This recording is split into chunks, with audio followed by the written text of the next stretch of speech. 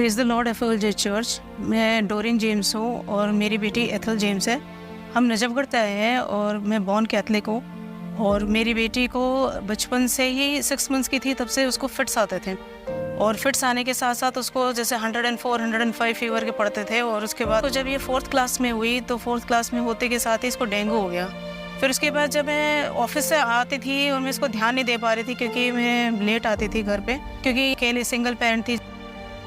मैं ऑब्जर्व कर रही थी कि थोड़ी हड्डी बेंड सी हो रही है। फिर हमने सेंट स्टीफेंस में दिखाया, सफदरजंग में दिखाया, काफ़ी और जगह दिखाया, पर कर दिया लास्ट में स्पाइनल इंजरीज ही आपका ये लास्ट रेफर होगा। इसके सारे मतलब MRI होते थे, एक्सरेज होते थे, सब वो होते थे। तो डॉक्टर्स ने इसको ये बोला कि मल्टीपल स्क्लेरोसिस है। फिर जब 11 टीम्स ऑफ डॉक्टर ने मुझे मतलब कमरे में बुलाया, बोला कि ये सारी रिपोर्ट्स हैं अभी तक के, इसकी सर्जरी होनी है। तो उन्होंने मुझे समझाया कि इसके ना पीछे गर्दन की हड्डी से लेके और हिप बोन बिल्कुल टेढ़ी है, टोटल टेढ़ी है, और इसके एंकल है ना वो काफ़ी मतलब कमज़ोर हैं। अगर एंकल ज़रा सा भी चोट लगेगा तो इसकी पूरी रीढ़ की हड्डी और ये पूरी बॉडी इसकी डैमेज हो जाएगी। तो डॉक्टर्स ने बोला कि इसका एक ही बच्चा है और इसमें कोई होप नहीं है, क्योंकि 7 मल्टीपल सर्जरी होनी है पीछे गर्दन से लेके हिप बोन तक।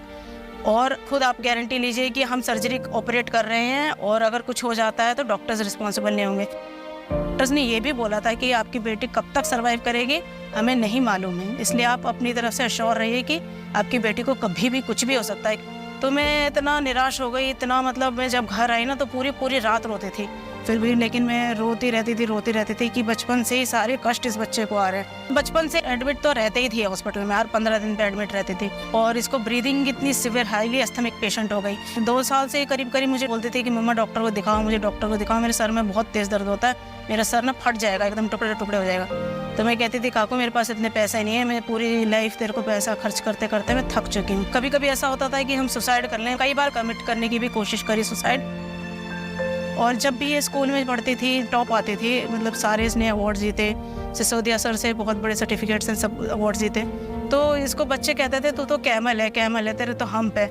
इसने पढ़ाई से गिव अप कर दिया, क्योंकि स्कूल जाती थी वहाँ बैठ नहीं सकती थी, हमेशा ये सिक रहती थी। तो इसने कहा कि मम्मा मेरे को कुछ नहीं करना, मुझे पढ़ाई करनी ही नहीं। इसने एट लास्ट छोड़ दिया।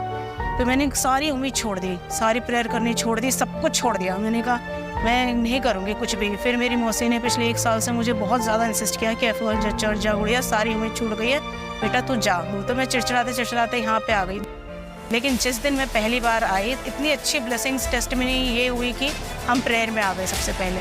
फिर उसके बाद हम पिछले फ्राइडे को रात्रि जागरण में आए, जब अपोस्टल अंकित ने ये बोला कि यहाँ पे कोई एक ऐसा इंसान मैं देख पा रहा हूँ जिसकी जैसे अप एंड डाउन है। I see this picture of a person, your shoulder is like this. मैं एक व्यक्ति की तस्वीर देख रहा हूँ, उनका कंधा झुका हुआ है। It's being getting healed now. वो चंगा हो रहा है इस समय। Receive it. अपनी चंगाई को ले लो। मैंने उसी टाइम ये रिसीव किया अपनी बेटी के लिए भी, इसने भी रिसीव किया। मुझे ऐसा फील हो रहा था that I had a current in my whole body. At that time I was really very shocked. और मैं काफ़ी हद तक मैं खुश उससे ज़्यादा थी कि जीसस ने इतना बड़ा मिराकल दिखाया जिसके लिए डॉक्टर्स ने मना कर दिया। सब कुछ करने के बाद जब सारी होप्स ख़त्म हो गई थी, at that time Jesus showed us a way. मैंने कहा बेटा दिखाओ अपने कंधे। तो जैसे देखा, मतलब 5 मिनट भी नहीं कह सकती हूँ, मतलब सेकंड्स के हिसाब से जीसस ने इसको इतना बड़ा मतलब अद्भुत तरीके से इसको ठीक किया और कंधे बिल्कुल अलाइन उसमें आ गए, उसके इक्वल हो गए हैं। जब मैं एफएलजे चर्च आने लगी और जीसस ने इतनी बड़ी ब्लेसिंग्स करी है इसके साथ लाइफ में कि अब ये टीचर ट्रेनिंग कर रही है, प्लस ये 12th भी कर रही है और साइंस स्ट्रीम से कर रही है। मैं पहली बार आई थी तो मतलब वचन सुन रही थी, और जैसे मैं वचन सुनने लगी इतनी खुशी होने लगी। इसके बाद ऐसा लगता था हर कोई यहाँ पे तृप्त है, मतलब सब इतने सेटिस्फाई, इतना सुकून है कि वो सुकून में अपने साथ घर लेके गई हूँ और मेरे घर में ब्लेसिंग्स होने लगी।